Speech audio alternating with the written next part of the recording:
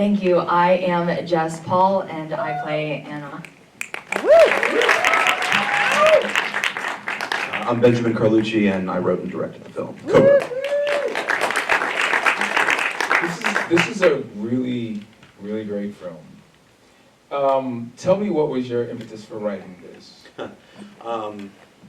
My wife and I decided to stop pacing around the house, shouting at corners about these kinds of situations, and sort of channel that frustration into something a little more constructive. So, yeah, the inspiration is just that what you saw happens way too much and way too often, and we need to talk about it more. And what I really loved about this film is that we always, well, not always, let me rephrase that. We see a lot of things happening with boys. And in this case, it was young girls with and a female priest that was the protagonist. Why write it that way, or? So the situations we drew from as sort of the direct inspiration for the film were majority, almost entirely, abusive women in the church. Like you said, there is both. Obviously, the scandal with the Catholic Church several years ago is kind of like the most famous one.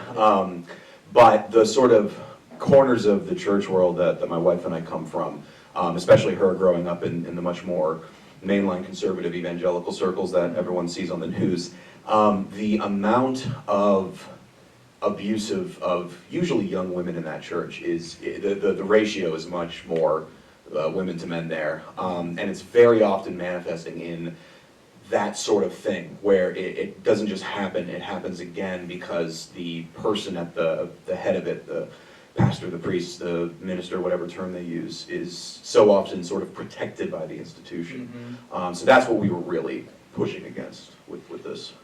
Okay, so I want to read this one so that I make sure that I get it correctly. It says, Lorica tackles a young priest confronting a mentor's abuse. How do you go about crafting a narrative and visual tone that respects the heavy subject matter and captures the priest? This lovely young woman, how her inner struggle. Yeah. The visual question was obviously one we thought about a lot. The sort of irony is most of the situations we drew from, the churches don't look anything like that. They're the conservative evangelical church, so it's the churches that are sometimes mocked as looking like event centers, you know? Right. If you're in the Baptist flavor, you've got like the nice suits and stuff and maybe some like red carpet. But we really wanted to convey sort of the weight of the religious institution that is present in those circles, even if it lacks the robes and the candles and, you know, all the beautiful things you get in a Lutheran church like that. So that was, from a visual perspective, we felt that approach would sort of convey the weight, the heaviness of it. And then, yeah, approaching the subject matter, it was just a fine line of what to show, what to imply, what to talk about, what needs to be seen, what needs to be heard, what would be, you know, gratuitous, what would be not going far enough. It was just a constant balancing act in the writer's room. And then, yeah, choosing, I mean, I wish I could give you a pure ideological answer for why we made it a woman priest, but in reality it was just because I wanted Jess to fly back and do the movie with us. That's the truth of it. But I mean, I do think it really added something to that ending. Absolutely. Where when we have the chorus of voices speaking to her, the fact that, again, these situations that we were pulling from are so often women who are pushed away and made voiceless. So having sort of the lead of that voice being a woman's voice, I do think actually really thematically played into it. I also think it's not as rare as maybe even I thought that there are women in many denominations of Christianity as leaders. But I feel like to an audience it's a little bit novel. Like when I would talk to people about me being the priest, they're like, wow, that's interesting. And I feel like there was a vulnerability there of a female priest kind of possibly losing out on an opportunity to kind of set a standard or to be something new, to express a new version of what Christianity could look like. And is she gonna screw it up by telling the wrong person, you know, being shipped off to another church? Can she do this right? Right. And as an actress, which you portray this brilliantly, the inner struggle that radiated off that screen from you and your character was just lovely. So how did you go about portraying this role? It wasn't very hard, because again, like it's been said in the beginning, and this happens in real life. Me and Ben come from pretty different angles, and we come together for the same goal. He is a very studied Christian theologist. Pick whatever term you want. And I'm an atheist. I used to be a Catholic, and now I'm an atheist, which, you know, usually most comes in Catholics pairs. grow up to be. And this was one of the reasons, because I believe I was, was it 2001 that the Spotlight, it was in the early 2000s, when Spotlight did a huge breakout story about this happening.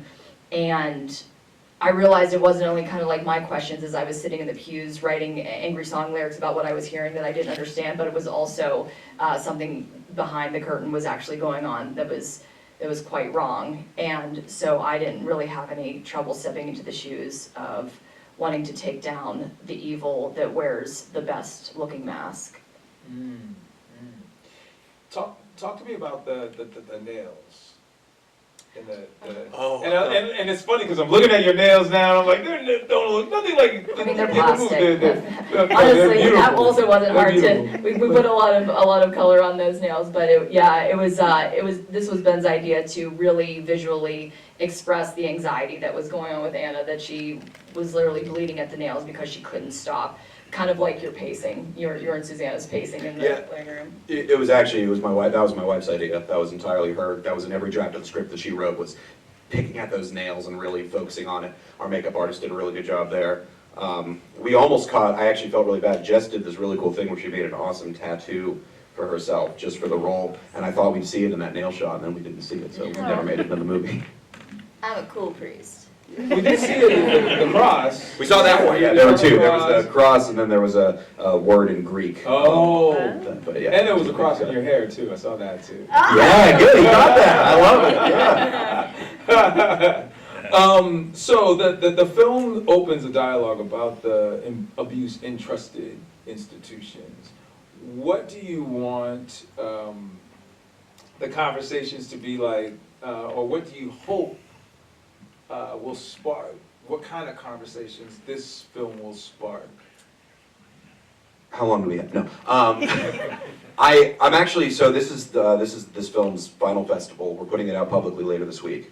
And I'm really interested to see how it is received. I know we're gonna get a lot of flack for the whole women priest thing, because Twitter doesn't like that. But the rest of it, there's sort of been, in certain circles of American Christianity, namely sort of the charismatic circles, the evangelical circles, there's been something of a reckoning lately with the sheer volume of prominent ministers getting called out for this kind of behavior. Again, several of which we took and put verbatim in this movie, and several of which have come to light while this movie's been on the festival track.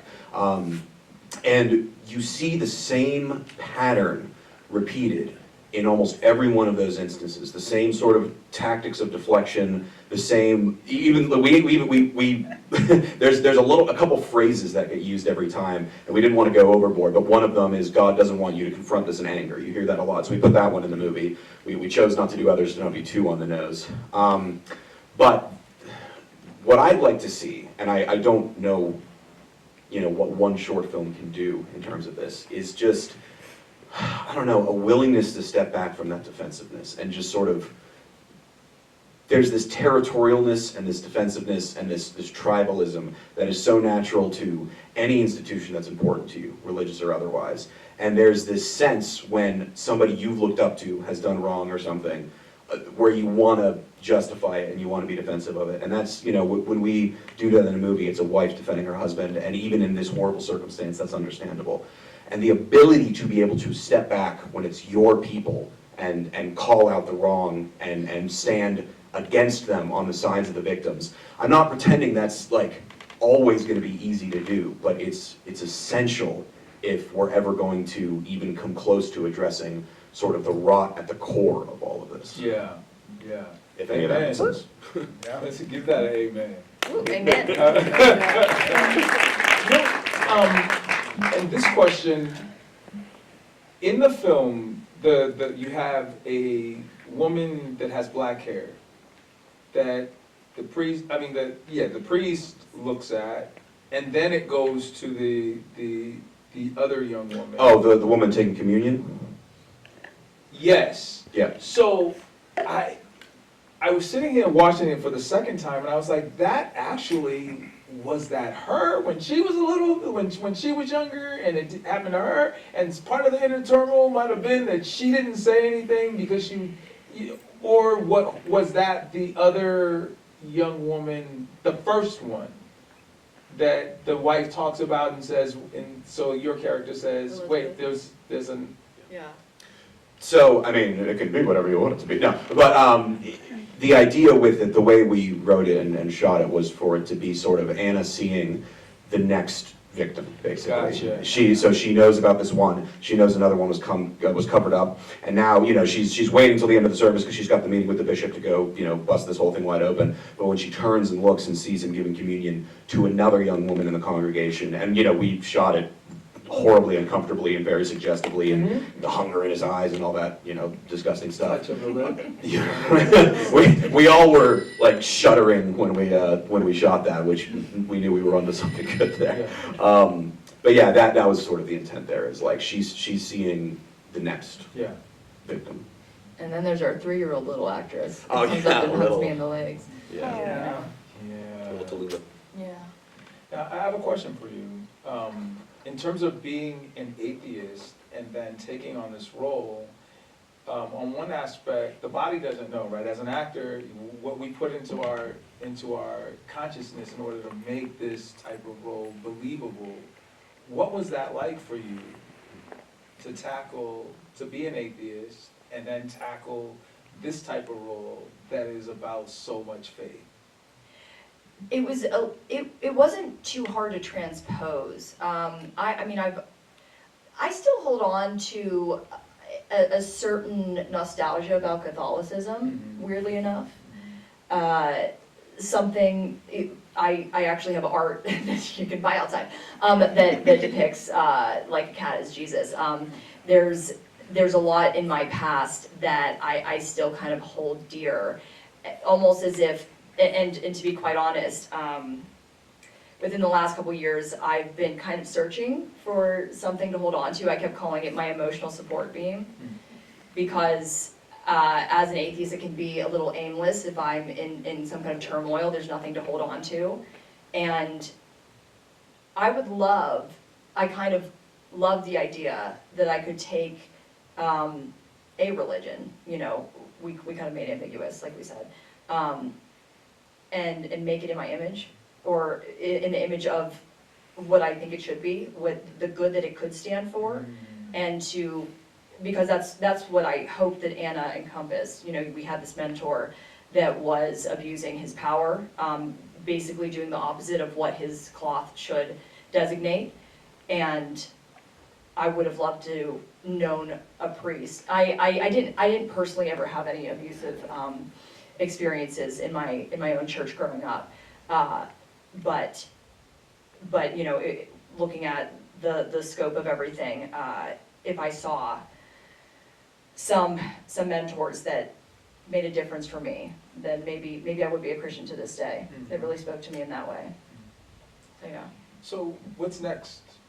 Oh, I'm glad you asked. So a week from today, I will be shooting the final day of principal photography for a feature film. I have stickers of that feature film, and if you would like to follow along on our journey, please come find me and take a sticker, and then follow us as we go through the lengthy post-production process of putting this movie together. But yeah, so this is Lorica's final festival. It'll be online later this week. Share it, tell your friends, please throw some snarky tweets at the people that yell at us for having a female priest. And then, yeah, the feature is going to be occupying probably the next years of my life to finish it. And I love the female priest. It just adds another deeper layer to the story. Yeah. And just speaking to this being its finale, I have been sitting up here for the last few minutes. I mean, however long we were sitting up here looking at a sea of faces of people I love, and I just wanted to thank this amazing audience of friends and people that really care about the arts. I really appreciate you being here and watching Lorica. I can't express that enough with words, so thank you guys. And she's in the feature. Oh, I am. And what's next for you? Yeah, I mean, Saint Mick, I'm so proud of it. If you ask him, he'll show you a teaser on his phone. I have a lot coming out. I've filmed a lot that's in post right now, including horses. I've got one of my my co-stars in here, the lead. And yeah, as so much. Oh, and another film. I've got a couple of my co-stars here. David's up there. Yes. And I've got so much coming out, so just watch me on social media, I guess. And in turn, again, I really appreciate you all being here, and I can't wait to share in your next art. Like whenever you have something coming up, please invite me. I can't wait to watch. Any questions from the audience? Yes, right here. Okay, I think this is kind of for both of you. I've had the privilege of watching this again because I saw it in Austin and audibly gasped a couple of times. Yeah. Can you remind me of the main victim in this film? That character's name? Catherine. Is it Catherine? So we never say it in the film. I know there's Elizabeth that we don't see. So there's a moment where you're talking to Catherine, and I'm getting like worked up, like even thinking about it. And you reach out to touch her hand, and then you don't, and then you grab her hand. Can you both go through that moment? That's all you do. When you kind of do the hesitant. Yeah. Yeah. I mean, when it comes to that kind of touching, I feel like that was the response to kind of give, because I know that any of these situations can be really really touchy. What's another word? But I hope that there was a differentiation between an abusive touch and a consoling touch, and I hope that that was kind of obvious.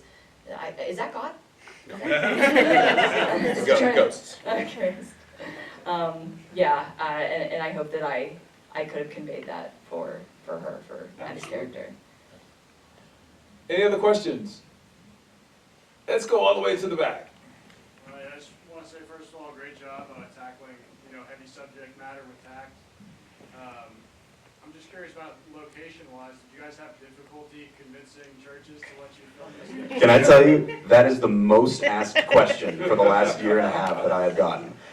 No, we did not have any difficulty with it. The church that we shot in was entirely supportive, almost remarkably so. I had no connections there. I walked in, I introduced myself to the pastor, I sat down with him, I explained the movie, and he said, sure, whatever you need. And he marked out all the dates in the calendar. He came in, he taught them how to vest properly with the vestments, which actually was the women precinct. That was actually really funny, because I guess I didn't mention that the main priest was a female, and that Lutheran denomination doesn't ordain women. So when he came in, I'm like, these are the two actors. He goes, oh, so this movie isn't about Lutherans. But yeah, and then there was another, actually, the church I go to gave us a couple props and some stuff, and it was no trouble at all. They were beyond accommodating and supportive. He did come to our little cast and crew screening, and afterwards I went up and I'm like, hey, thanks again, what'd you think? And he goes, I think I need to bleach my office. Which I took as a compliment. I think I saw your hand up. So I just, I'm not in the industry, but at the end, when she drinks the priest's mentor's cup, there's 2 cups. Yep. She was gonna drink her cup, and then the other cup comes down, and I felt like maybe the wife or somebody poisoned her. So my mind was going right, like they're gonna. That'd have been a very different movie. So, but she ended up drinking his cup instead of hers, and I was like, what was your thinking with that, or was that just like, it just happened? So in a lot of traditional denominations. You see this in High Church Lutheranism, Anglicanism, Episcopalianism, Catholicism. The tradition is whatever is consecrated is consumed.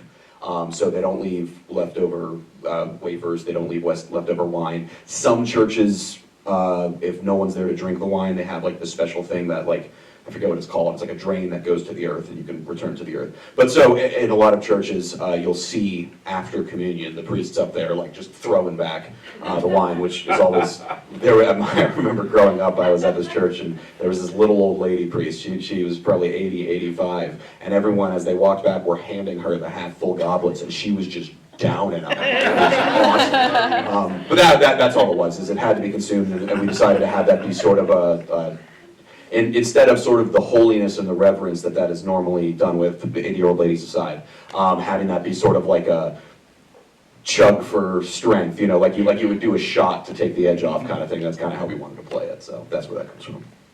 Awesome. Back there. Yes, I love the poetic irony of using a biblical verse repeated by the congregation to confront the abuser.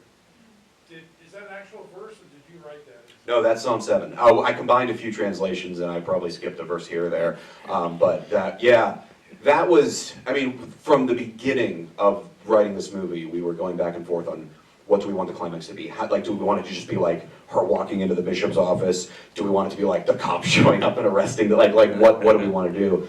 And we landed on the psalm for a couple reasons. One is the Bible is so often used to silence these victims. Those kinds of words, that sort of holy terror, is experienced by so many people on the other end as a means of silencing them and keeping them from coming forward.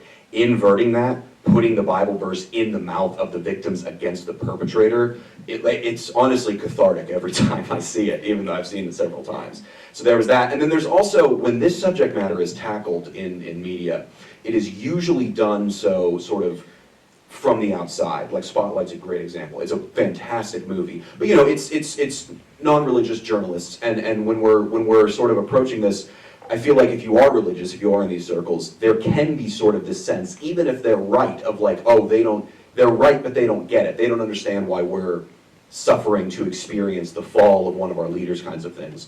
So we really, really wanted to approach it from within the institution, within the church, have the person calling it out being a fellow, you know, priest, somebody called to the same vocation, and likewise utilizing the psalm as the climax sort of accomplish that. And then lastly, it was just to, there's the moment where, you know, you don't speak for God, and she says, and you do. Yeah. That was her kind of being like, yeah, I do. Yeah, that's what I got from it. Yeah, that's what I got from it. You want to hear God's voice? This is it. And you can't say it's the Bible. You can't say it's not. You can't say it's not. Right. You're right. Yes. I do have it was an amazing film, and I love the female representation, and especially in the four perspectives. We have young girl, but when it comes to the wife, most movies, most things we watch, they touch on the wife, but usually it's just kind of like she's in a corner. What made you really put spotlight into her a lot more? Like even when you're doing the Psalms, you take a moment for her, you know? Because the film is not about abusive priests are bad. You don't need a movie for that. Everyone knows that.